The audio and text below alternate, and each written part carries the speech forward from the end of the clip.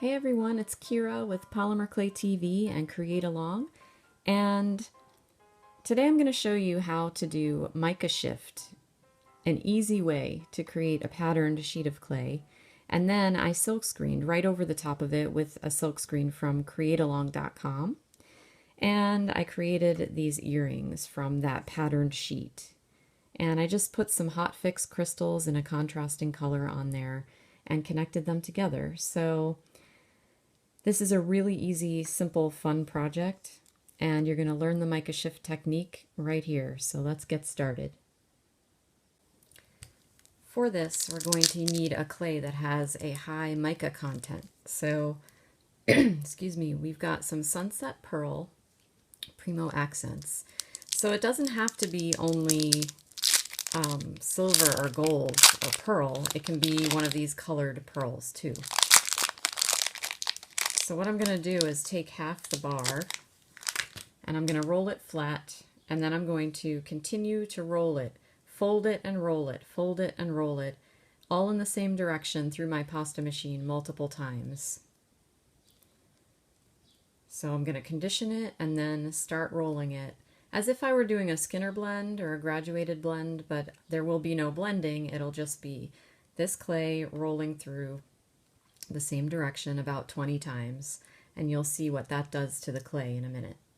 All right, so if we look at the differences here, you can see that this chunk that I just pulled off the brick has some darkness and some light inside of it, and that comes from the mica particles not being lined up. They're just kind of in there, and they catch the light when they're facing the light, and they don't when they're not.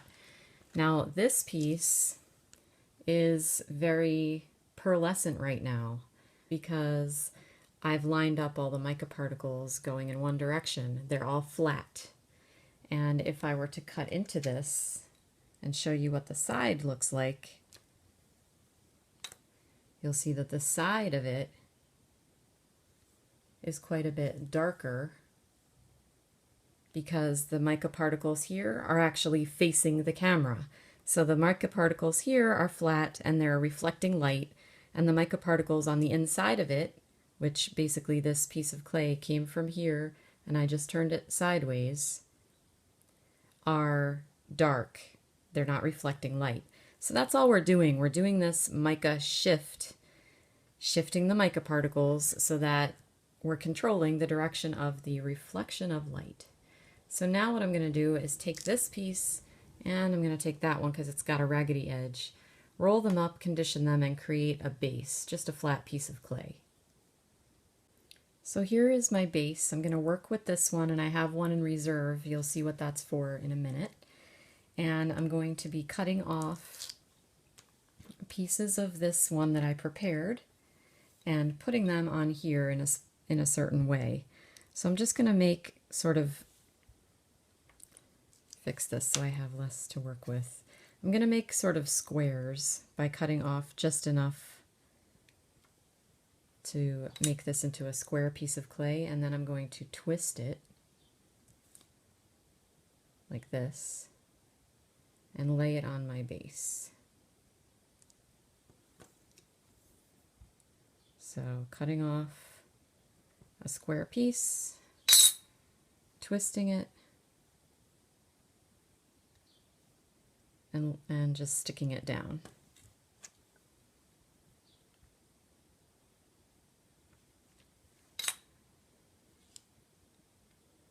And twisting it is going to expose some of that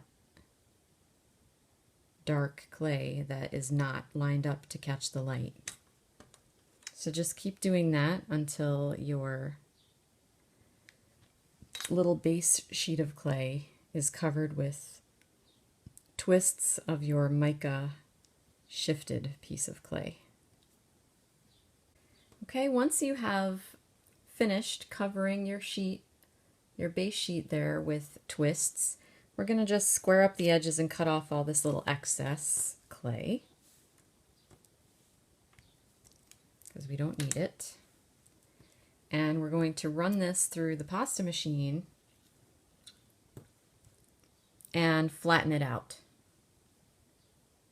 So I just ran it through lengthwise one time, and you can see that because, of course, the clay was dimensional, there are still a couple of holes, kind of bumps and ridges in there. But if you notice, the striping effect of the clay is starting to show up, and that is from reflection and non-reflection of that mica. So what we're going to do now is back this clay with another piece of clay so that we can run it through the pasta machine again.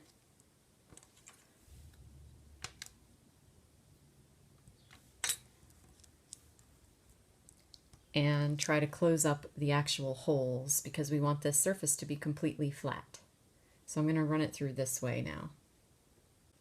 Okay, since we're still not perfect and I can still see a couple of actual holes in the sheet, we're going to go ahead and take some more clay on a number 4 setting. This has all been at the number 1. And I'm going to back this sheet one more time so that I can run it through. And I still have my piece of clay that was mica shifted and prepared up here, and I feel like I might do a little bit of fun stuff here. Like make a very thin piece and kind of make a design, a zigzag or whatever you want to do, just to break up what's already going on and give it a little more interest. So I'm just doing thin pieces.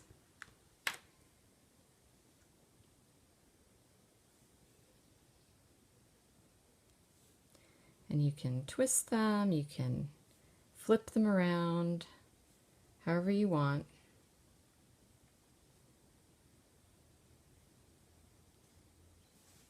If you want to be very, very careful and make some kind of a pattern with these, that's another thing that you could try doing. I'm going for a sort of random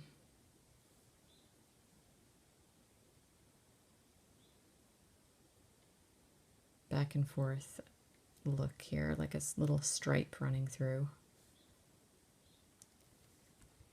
Okay, and I'm just going to press it down, and I'm going to be running this through my pasta machine at a number 1 again.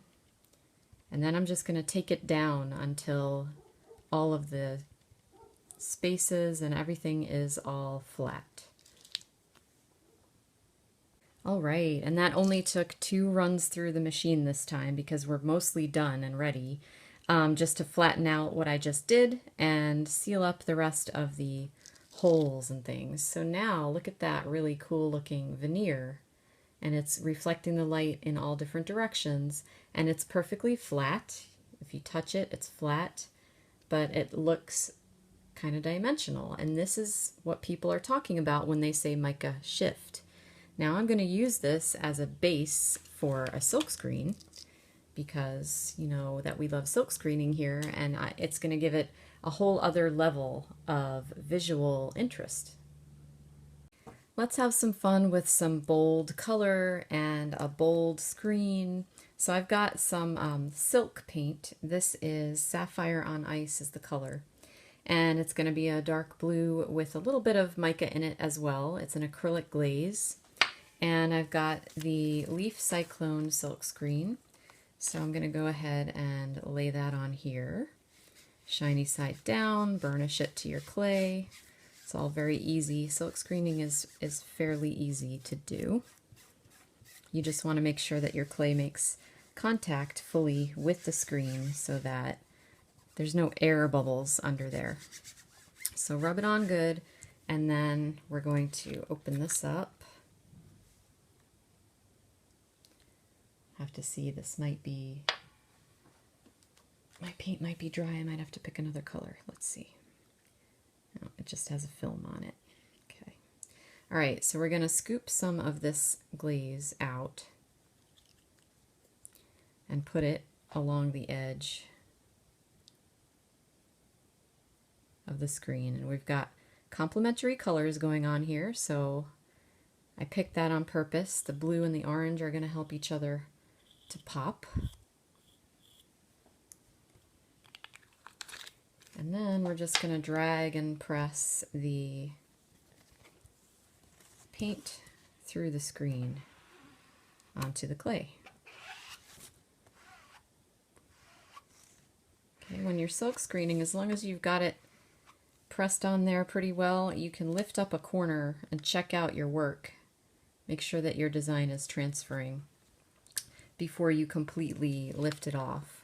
So my paint, I want it to be a little thicker and to be showing up more, so I'm going to add some.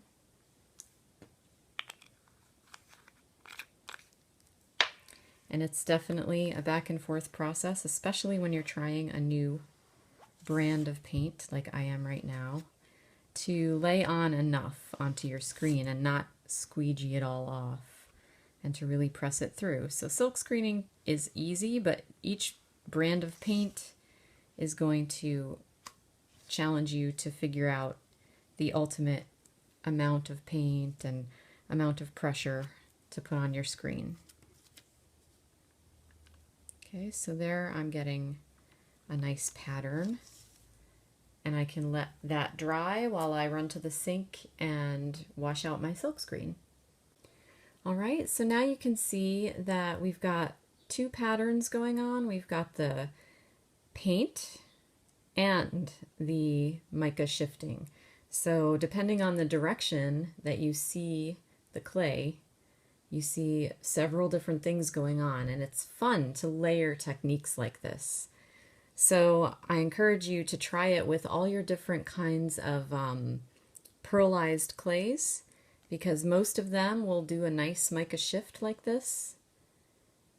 And if you combine the random designs that you can get with precision designs, if you try to do that, with all the different silk screens and stencils and different things that you can use, you can really get some interesting patterned pieces of clay. And then you can cut them up. Once this paint is dry, you can cut this up and make it into whatever you like. So have fun, and be sure to check out Create Along for silk screens and supplies, and a new video every single Wednesday, so be sure to subscribe to us on YouTube.